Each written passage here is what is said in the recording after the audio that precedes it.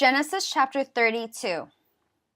Jacob went on his way, and the angels of God met him. When Jacob saw them, he said, "This is the camp of God." So he named that place Mahanaim. Jacob sent messengers ahead of him to his brother Esau in the land of Seir, the country of Edom. He instructed them, "This is what you are to say to my lord Esau. Your servant Jacob says, I have been staying with Laban and have remained there till now. I have cattle and donkeys, sheep and goats, male and female servants. Now I am sending this message to my lord, that I may find favor in your eyes." When the messengers returned to Jacob, they said, "We went to your brother Esau, and now he is coming to meet you, and 400 men are with him."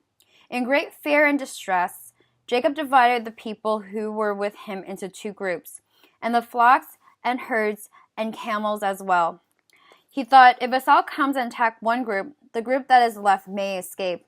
Then Jacob prayed, "O God of my father Abraham, God of my father Isaac, Lord, you who said to me, 'Go back to your country and your relatives, and I will make you prosper.' I am unworthy of all the kindness and faithfulness you have shown your servant. I had only one staff when I crossed this Jordan, but now I have become two camps. Save me, I pray, from the hand of my brother Esau, for I am afraid he will come and attack me, and also the mothers of their children. But you have said, I will surely make you prosper, and will make your descendants like the sand of the sea, which cannot be counted." They spent the night there, and from what he had with him, he selected a gift for his brother Esau: 200 female goats and 20 male goats, 200 ewes and 20 rams, 30 female camels and their young, 40 cows and 10 bulls, and 20 female donkeys and 10 male donkeys. He put them in the care of his servants, each herd by itself, and said to his servants, "Go ahead of me, and keep some space between the herds." He instructed the one in the lead, "When my brother Esau meets you and asks, 'Who do you belong to, and where are you going, and who owns all these animals in front of you?' then you are to say, 'They belong to your servant Jacob. They are a gift sent to my lord Esau, and he is coming behind us.'"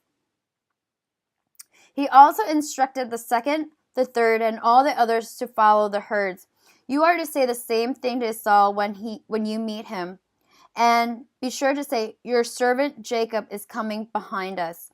For he thought, "I will pacify him with these gifts I am sending on ahead.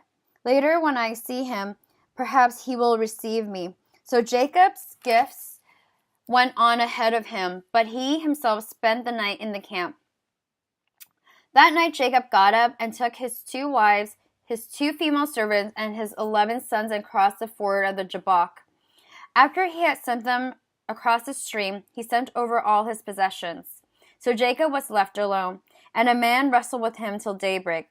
When the man saw that he could not overpower him, he touched the socket of Jacob's hip, so that this hip was wrenched as he wrestled with the man.